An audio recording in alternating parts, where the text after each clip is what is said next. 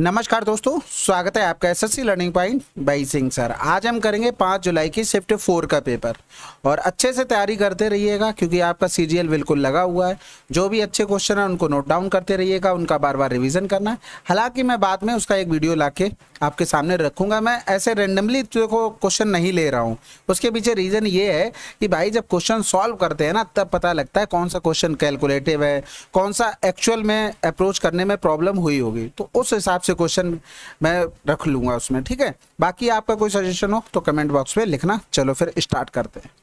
पहला सवाल है, कह रहा मान लीजिए एबीसी एक त्रिभुज इस प्रकार है कि एबीसी 70 है, एसीबी 50 है। मान लीजिए ओ त्रिभुज का अंतः केंद्र है तो बीओसी का मान बताना। देखो ये रहा त्रिभुज, ठीक है, और अंतः केंद्र बनता कैसे है? एंगल बाइसेक्टर करके। कैसे बनता है? एंगल बाइसेक्टर करके। ये प्रॉपर्टी आपको पता होगी तो अच्छे से कर लोगे। और हमसे पूछा गया बी ओ सी का, तो हम इस तरीके से रख लेंगे। ये ए हो गया, ए बी सी का मान 70 दिया गया था, यानी कि ये कितना हो गया? 35 हो गया। ए सी बी का मान दिया गया था 50, यानी कि ये कितना हो गया? 25 हो गया। तो ये वाला एंगल नहीं निकाल पाओगे। 30 20 50 और 10 60, बचा कितना? 120। अगर ऐसे नहीं करते, पूरे पूरे एंगल निकालते, तो ये वाला एंगल निकालते, फिर ये कौन सा हो गया भाई साहब? अंतः केंद्र वाले प्रॉपर्टी, यानी कि 90 प्लस का कोण ए वाई में 2 हो जाता, यानी कि 7 5 12 कितना हो गया? 120। 60 बचा था एंगल ए, तो यहाँ पर 60 रखते बटे में तो तब भी आ जाता है 120। तो जैसे करना चाहो वैसे आंसर आ जाएगा। अगला सवाल, एक मोटरसाइकिल की कीमत पिछले साल इतनी थी, इस साल कीमत में 20% की वृद्धि हुई। इस साल मोटरसाइकिल की कीमत क्या है?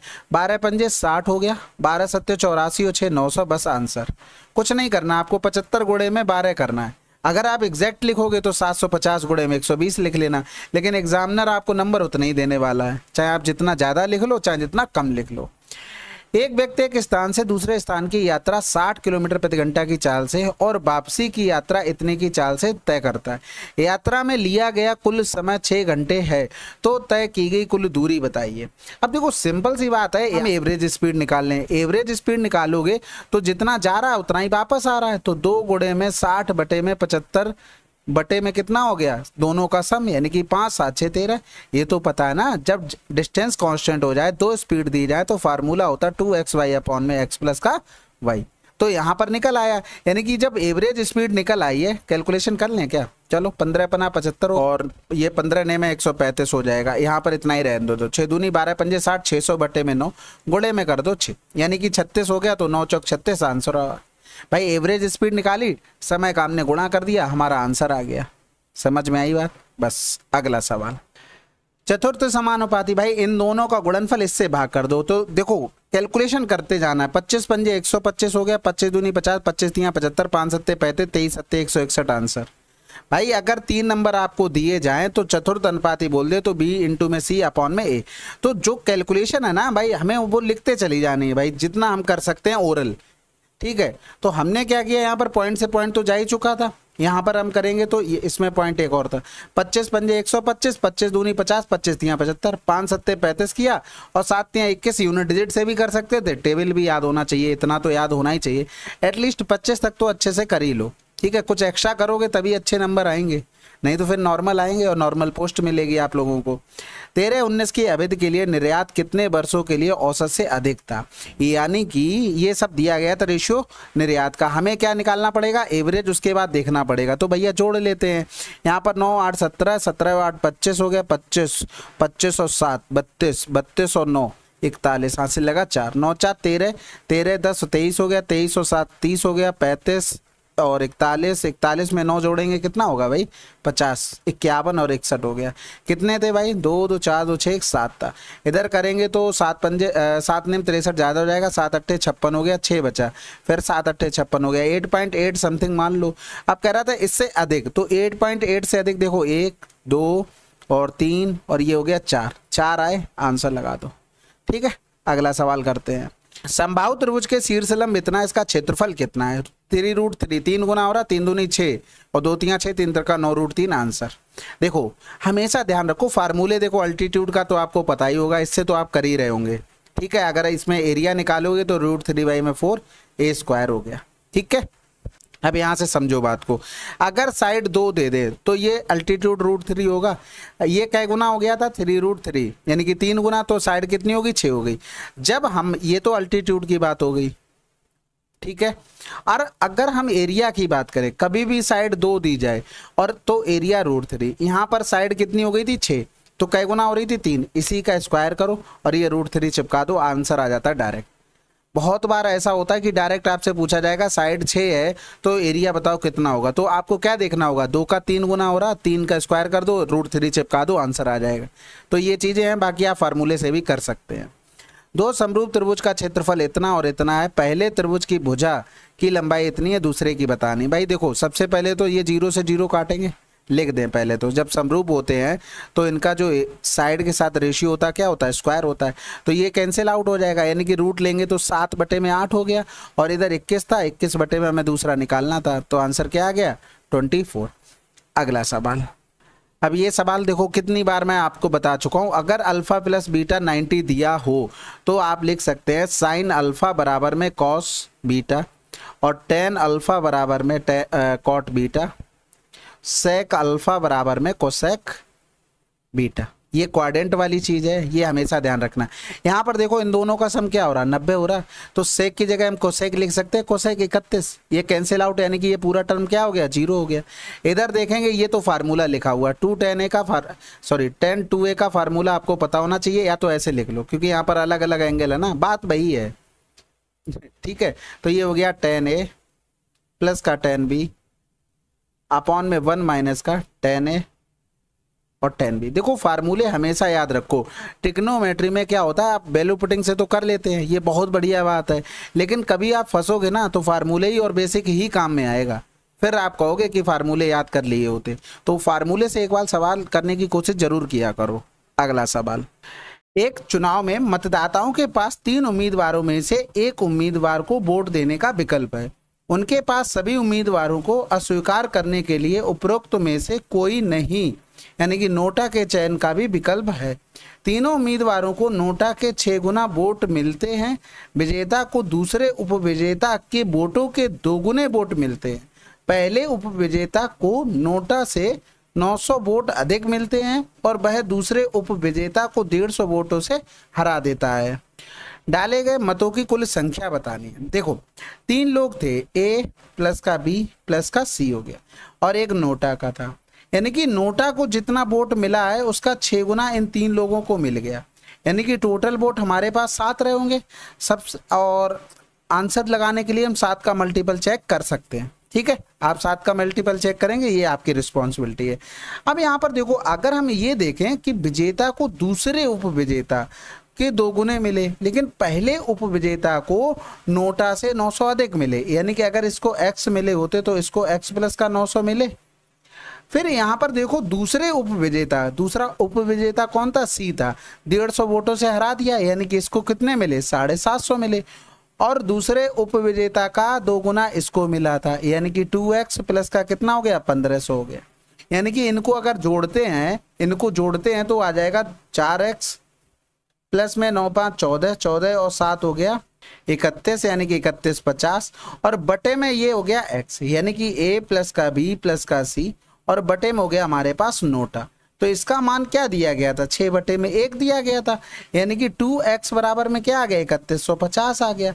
अगर हम टोटल निकालते तो देखो 2 और 1 3 प्लस का कितना हो जाता 3150, ये टोटल वोट हैं, यानी कि ये नोटा प्लस का A प्लस का B प्लस का C, इसका मान निकालना।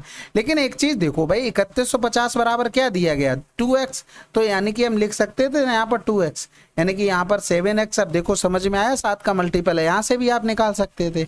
इसके अलावा एक चीज बताओ भैया, जब x बराबर इतना है तो x 2 का भाग कर देते हैं भाई, 2 का हमने भाग कर दिया, 7 का गुणा कर दिया, 7 का इधर भी गुणा कर दो, तो देखो यही मान निकल कर आ जाएगा 7x का।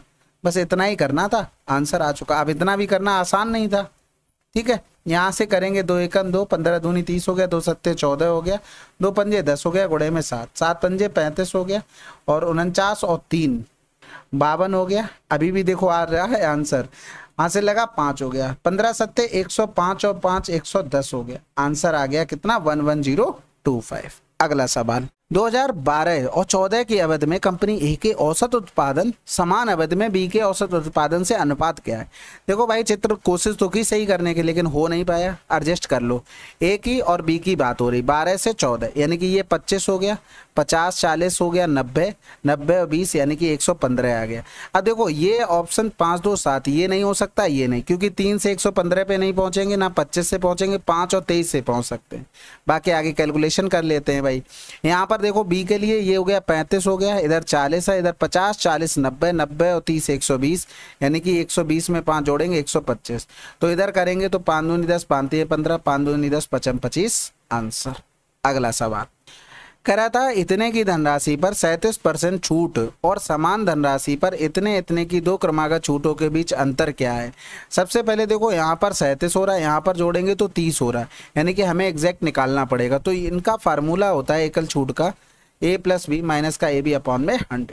तो यहाँ पर 23 और 7 30 हो गया, माइनस का 23 सत्ते 161 पहले सवाल में यूज किया था, और बटे में क्या हो जाएगा 100, यानी कि ये बन जाएगा 30 माइनस का 1.61।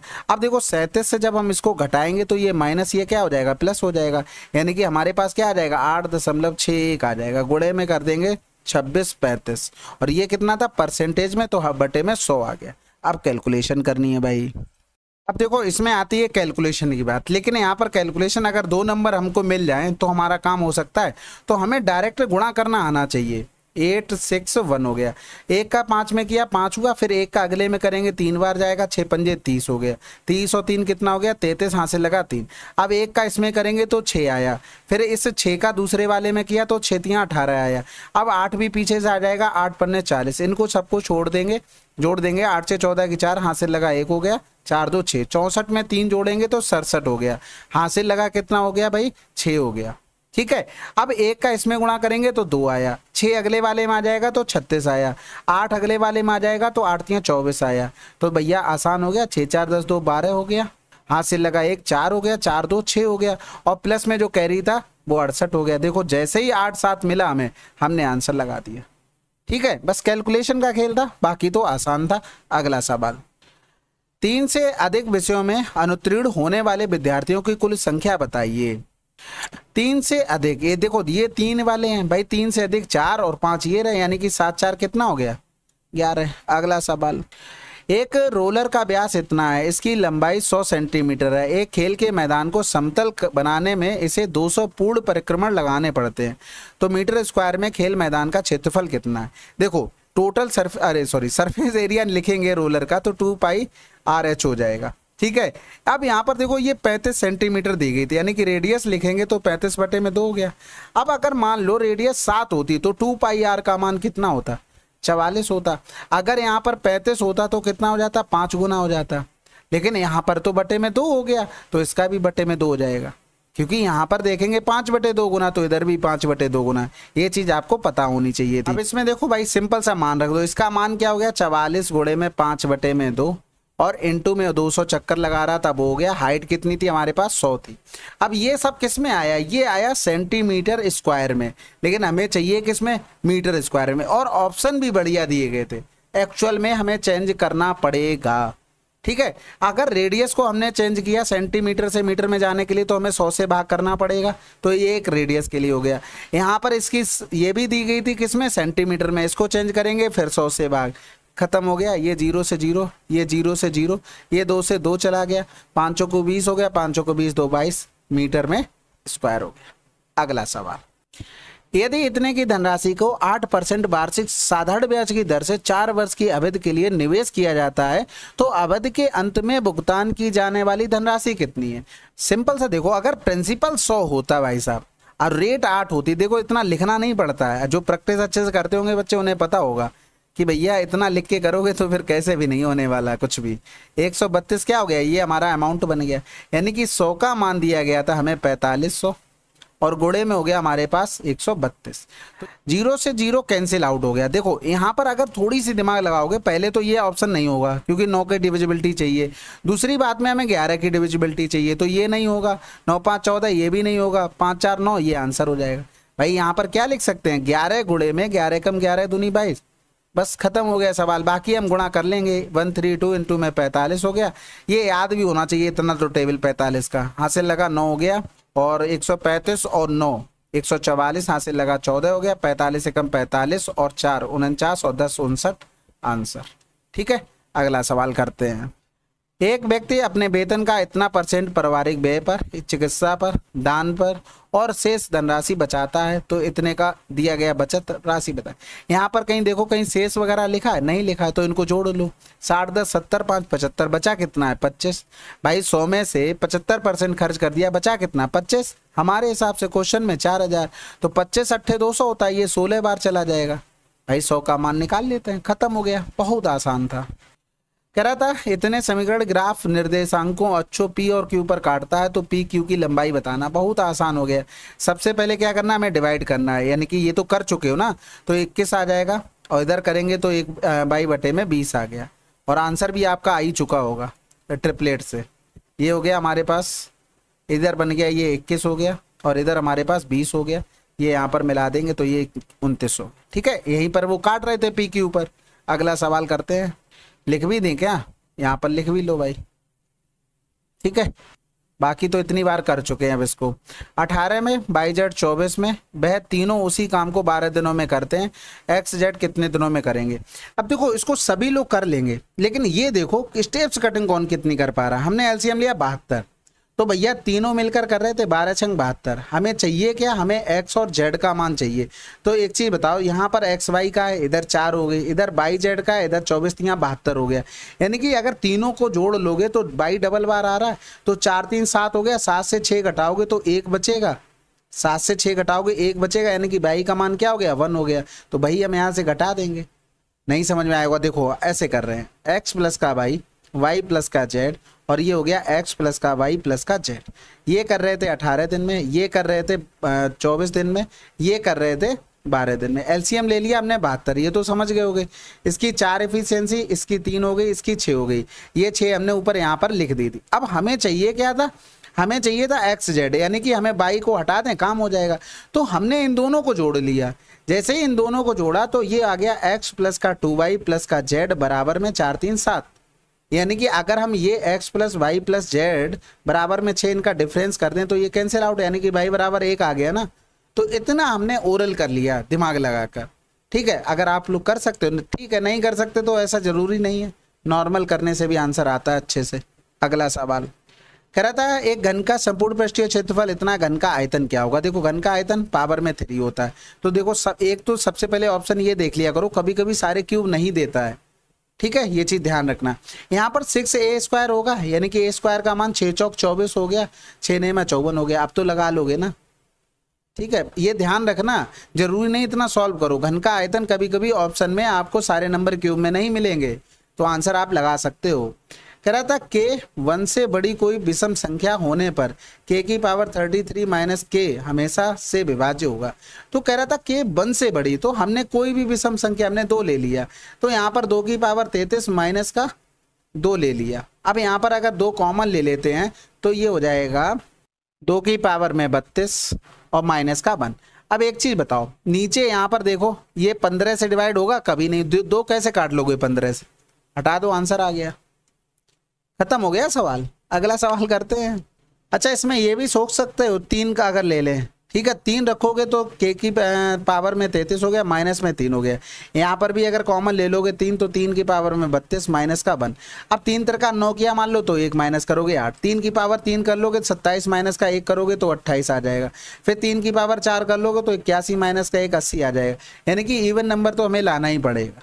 ठीक है, अगला सवाल कह रहा था मकान का किराया चुकाने के लिए, यानी कि रेंट की बात हो रही है, हाउस रेंट, तथा भोजन और बच्चों की शिक्षा पर व्यय करने के बाद रमन की शेष मासिक आय क्या है?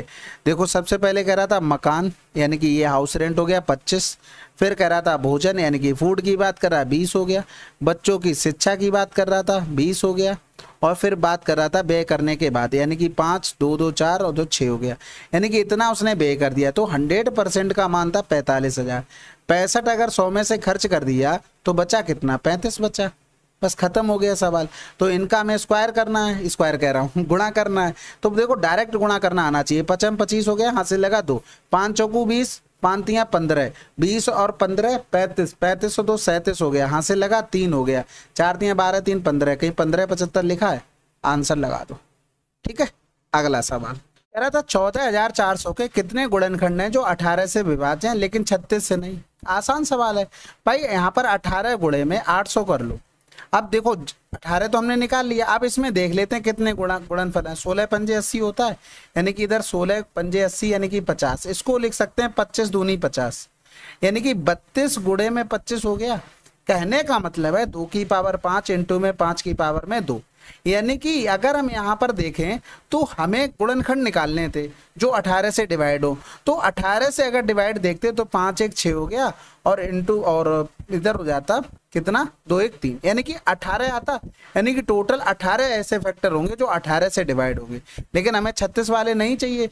36 कैसे मिलेगा? 18 गुणे में 2, यानी कि 2 की पावर 5 वाले जितने भी फैक्टर हैं वो खत्म हो गए। ठीक है, बचा ये, यानी कि 5 की पावर यानी कि 3 फैक्टर आ गए, खत्म हो गया ये वाले 3। यानी कि या तो पूरा लिख लो 18 गुणे में 5, फिर 18 गुणे में 5, फिर 18 गुणे में 1, तो 3 फैक्टर मिल गए, खत्म हो गया। अगला सवाल, त्रिभुज एबीसी में ओ कोण बी और कोण ए का समद्विभाजक है। सिंपल सा है भाई सवाल, तो इस तरीके से बना लो। ए, ये हो गया बी, ये हो गया सी, ये समद्विभाजक हो गए भाई, ये समद्विभाजक दोनों यहाँ पर मिल गए, ये इस तरीके से। कह रहा था बी ओ सी, यानी कि बी ओ सी इसको मिला दिया, ये हमारे पास ओ हो गया, यानी कि यहाँ से देखेंगे ये 108 हो गया। अब एक चीज बताओ, ये 2 एंगल बाइसेक्टर थे, तो ये तीसरा मिलेगा जाके उसी पॉइंट पर, ये भी एंगल बाइसेक्टर होगा। ये चीज आपको पता होनी चाहिए कि एंगल बाइसेक्टर करने से ये मिलता है हमें इन सेंटर, इन सेंटर का पॉइंट मिलेगा। तो तीसरे से हम अगर उसी पे मिला देंगे तो वो ऑटोमेटिक हमारा एंगल बाइसेक्टर हो जाता है। तो ये वाला पूरा एंगल कितना हो जाएगा? 90 प्लस का एंगल ए वाई में 2 बराबर में 108 हो गया। ठीक है, तो इधर जाएगा तो ये 8 से बचा, 10 से 9 गया तो 1 बचा, यानी कि एंगल ए बराबर में आ गया हमारे पास 36। अब ये जब 36 आ गया तो ये एंगल बाइसेक्टर था, यानी कि 18 ये रहा होगा, 18 ये रहा होगा, आंसर। अगला सवाल, एक दुकानदार चावल खरीदते समय भार में इतने % की बेईमानी करता है, बेचते समय 25% की बेईमानी करता है। यदि वह चावल को इतने % लाभ पर बेचता तो उसका निवल लाभ क्या होगा? देखो ये 12.5% लिखा है, 25% यानी कि मान लो 100 वजन था तो 25% की बेईमानी यानी कि वो 75, और यहाँ पर बेच रहा है 125 में। कहने का मतलब है कि ग्राहक से पैसे 125 के ले रहा और वो लेके आया 75 ग्राम सेम चीज के, ग्राहक से पैसे 125 ग्राम के ले रहा, लेकिन उतने ही रुपए में वो 75 ग्राम खरीद के लाया था, ये प्रॉफिट हो गया। और वो कह रहा था 12.5% के लाभ पर बेचता। 12.5% का मतलब क्या होता है? 1/8, ये सही कर लेना। ठीक है, तो 1/8 का मतलब हो गया क्या? 8 की चीज वो 9 में बेच रहा है। तो 25 पंजे 125, 25 तियां 75 हो गया, 3 तिरका 9 हो गया, यानी कि 15/8 हो गया। फायदे कितने के ले रहा? 7 का। तो 7 सही, 7/8 कर देंगे गुणे में 100। अगर हम इतना ही निकालते तो क्या आ जाता? 12.5%। तो 7 गुणे में 12.5%, तो 7 पंजे 35 हो गया, 12 सत्ते 84, 3 87। वैसे याद भी होना चाहिए। ठीक है, अगला सवाल, माना एबीसी एक समकोण त्रिभुज इस प्रकार है कि सी पर 90 है। मान लीजिए डी एबी पर एक बिंदु इस प्रकार है कि सीडी एबी के लंबवत है। यदि एसी 5 सेंटीमीटर, बीसी 12 है तो सीडी की लंबाई। तो सबसे पहले तो ट्रायंगल बनाएंगे, उसके बाद ही समझ में आएगा कि क्या करना है। तो ये हो गया ए, ये हो गया हमारे पास सी, ये हो गया बी। ठीक है, मान लीजिए डी ए बी पर एक बिंदु है। ठीक है, सी डी परपेंडिकुलर है ए बी पर, यानी कि ये यहाँ पर परपेंडिकुलर हो गया। तो ये एक बड़ा ट्रायंगल हो गया और 2 छोटे हो गए, ये आपस में सिमिलर हो गए। किसी को बताने की जरूरत नहीं, अगर पीछे से देखे होगे तो आपको पता होगा, नहीं तो आपके सर ने भी पढ़ाया होगा। ऐसा कुछ भी नहीं है जो आपके सर ने आपको पढ़ाया ना हो। ये हो गया हमारे पास 13। तो भैया एक चीज बताओ, जब इसका मान डायरेक्ट निकालते हैं तो 12 गुणे में 5/13, ये आपने पढ़ा नहीं? रिजल्ट पढ़ा होगा भाई, अगर नहीं पढ़ा तो लिख लो। सी डी बराबर में डायरेक्ट होता है BC इंटू में AC अपॉन में AB, सिमिलरिटी से बनता है बस, और कुछ एक्स्ट्रा नहीं है। अगला सवाल, एक व्यक्ति अपने यात्रा की कुल दूरी को 3 बराबर भागों में बांटता है और तीनों भागों को क्रमशः इतने इतने इतने की चाल से तय करने का निर्णय लेता है। यात्रा के दौरान औसत चाल क्या थी? अब देखो तीन एवरेज, तीनों के अगर डिस्टेंस कांस्टेंट होगी तो एवरेज का फार्मूला होता है, लेकिन उससे नहीं करते क्योंकि कितने फार्मूले आप याद करोगे। हम एक डिस्टेंस मान लेते हैं जो तीनों से कट जाए, यानी कि देखो इससे भी कटनी चाहिए, इससे भी और इससे भी, यानी कि एलसीएम लेना पड़ेगा। तो हमने 240 मान ली, ये तीन डिस्टेंस रही होंगी। तीन का गुणा क्यों किया? क्योंकि एवरेज स्पीड बराबर होता है टोटल डिस्टेंस अपॉन में टोटल टाइम, तो टोटल डिस्टेंस होगी। अब मान लो 80 की चाल से 240 जाता, हम डायरेक्ट लिखेंगे, एक बार ये बता रहे, तो ये 3 घंटे जाता। तो दूसरे में 60 से जाता 4 घंटे लेता, तीसरे में 3 अट्ठे 24 लेता, 4 3 7, 7 और 8 15 हो गया, यानी कि 3 पंजे 15 हो गया, 5 चौको 20 हो गया, 5 अट्ठे 40, आंसर आ गया। ठीक है, बस आपको कैलकुलेशन आनी चाहिए, फार्मूले पता होना चाहिए, बैकग्राउंड में क्या चल रहा वो पता होना चाहिए, बस। चलो फिर 5 जुलाई की ये शिफ्ट 4 है, आशा करते हैं आपको समझ में आ रहा होगा, तभी तो कमेंट नहीं कर रहे, नहीं तो गालियां तो लिख ही देते 2-4। ठीक है, चलो कोई नहीं, मिलते हैं अगले वीडियो में, पढ़ते रहो अच्छे से, तब तक के लिए जय हिंद जय भारत।